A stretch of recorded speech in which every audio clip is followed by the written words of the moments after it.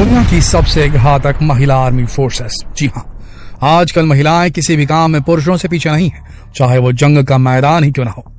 एक समय था जब सेना में महिलाओं के लिए कोई जगह नहीं होती थी, लेकिन आज महिलाएं भी दुश्मनों को पटखानी देने में पीछे नहीं है।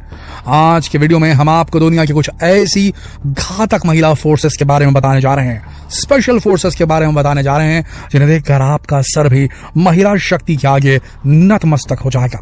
तो बस बने रहिए वीडियो के अंत तक। और अब तक अगर आपने हमारे चैनल को सब्सक्राइब नहीं किया तो यही सही समय है दोस्तों। आगे बढ़ते हैं। Norwegian special female forces. एक मिलिट्री ट्रूप को नॉर्वे में जैगाट्रॉपिन के नाम से भी जाना जाता है। ये नॉर्वेजियन स्पेशल फोर्स है, जिसे हंटर ट्रूप भी कहा जाता है। इसकी शुरुआत 2014 में हुई थी।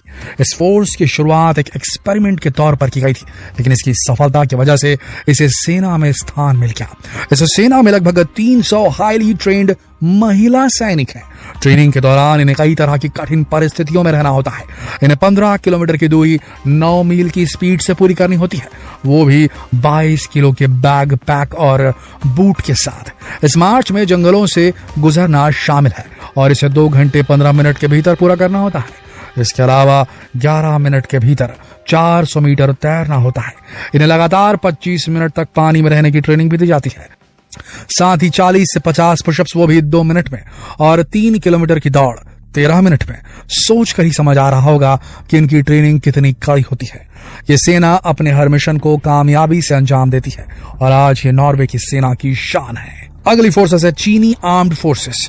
चीन की महिला आर्म्ड फोर्सेस की शुरुआत 2013 में चीन के बीजिंग से की गई थी। इस यूनिट में 50 बहुत ही जाबाज और हाईली ट्रेंड महिला अफसरान शामिल हैं। यह चीन की पीपल्स लिबरेशन आर्मी की एक स्पेशल टास्क फोर्स है, जिनकी ट्रेनिंग की शुरुआत सुबह 6 बजे उठकर 5 किलोमीटर दौड़ने से शुरू होती है। इस दूरी को इन्हें 24 मिनट में ही पूरा करना होता है। महिला सिपाही की यूनिफॉर्म का वजन 10 किलोग्राम तक हो सकता है। इन सैनिकों को रोज 30 से 40 किलोमीटर टीका मार्च पास करना होता है। इसके साथ ही युद्ध में हर तरह की कठिन से कठिन परिस्थिति का सामना करने के लिए इन्हें कड़ी से कड़ी ट्रेनिंग से गुजारा जाता है। साथ ही राइफल और हर तरह के खतरनाक हथियार चलाने की ट्रेनिंग भी दी जाती है। हर महिला सैनिक को तैराकी की ट्रेनिंग दी जाती है और ट्रेनिंग को और अधिक कठिन करने के लिए उन्हें मुश्किल हालातों वाले इलाके में ट्रेनिंग दी जाती है। उन्हें ऊंचे पहाड़ों से लेकर -10 डिग्री तापमान में भी डटे रहने की ट्रेनिंग दी जाती है। चीन की ये सेना सोमाली पायरेट से लड़ने के साथ ही युद्धपोतों पर भी चीन की सेना की मदद करती है और इस घातक सेना के सामने अच्छे दुश्मन घुटने टेकने पर मजबूर हो जाते हैं। आगे बढ़ते हैं। Russian female airborne battalion. रूस की इस महिला बटालियन को रशियन एयरबोर्न अकेडमी में काफी टफ ट्रेनिंग से गुजरना पड़ता है। ये महिला सैनिक पैराशूट पैकिंग यूनिट की मदद करती है और पैरा ट्रूप्स और दूसरे खतरनाक कामों में सेना की मदद करती है। इसके अलावा इनके मेजर रोल्स में एयरबोर्न इंसर्शन और युद्ध क्षेत्र में नेविगेशन का काम शामिल है। साथ ही अपने दुश्मन पर घात लगाकर हमला करने में भी सक्षम होती है। आमतौर पर पैरा ट्रूपर्स अपने साथ कम हथियार रखते हैं, क्योंकि हवा में भारी हथियार रखना खतरनाक हो सकता है, लेकिन रूसी एयरबोर्न बटालियन भारी हथियारों से लैस होती है। ये महिला सैनिक किसी प्रोफेशनल की तरह टैंक चलाती हैं और दुश्मन को पीछे हटने पर मजबूर कर देती है। शायद इसीलिए रूसी सेना पूरी दुनिया का अकेले मुकाबला करने के लिए भी हर वक्त तैयार रहती है। Swedish women voluntary service. ये स्वीडन की नेशनल डिफेंस फोर्स की एक ब्रांच है, जो कि सेना के साथ कॉन्ट्रैक्ट के तहत काम करती है। इसे लोडा कॉर्प कहा जाता है। ये महिला सैनिक किसी भी विदेशी हमले के लिए हर समय सतर्क और तैयार रहती है। इनकी ट्रेनिंग सेना के जवानों की तरह ही की जाती है, लेकिन ये किसी फ्रंट लाइन युद्ध में भाग नहीं लेती। इस सेना की शुरुआत सन 1924 में की गई थी। यह दुनिया की सबसे पुरानी और बड़ी महिला डिफेंस ऑर्गेनाइजेशन है। ये पूरी तरह से नॉन पॉलिटिकल है और ये काम महिलाएं अपनी मर्जी से करती, ना कि सैलरी और रुतबे के लालच में। इसलिए संगठन दुनिया की बाकी महिला सेनाओं से काफी अलग है, क्योंकि ये काम महिलाएं अपने देश के लिए निस्वार्थ सेवा प्रोवाइड करने के लिए चुनती है। बड़ी बात है दोस्तों। आगे बढ़ते हैं। British women defence unit. British women defence unit की शुरुआत 2012 में की गई थी। इसका गठन ISIS के चक्कर में अल नुसरा फ्रंट के कुर्द विरोध के मद्देनजर किया गया था। ये सभी महिलाएं फ्रंट लाइन सोल्जर्स हैं। ये महिलाएं हर खतरे का सामना डट कर और निडरता से करती हैं, इसलिए इन्होंने कई जंगों में भाग भी लिया है और सफलता भी प्राप्त की है। कुर्द विरोधियों से निपटने में इनका योगदान काफी सराहनीय रहा है।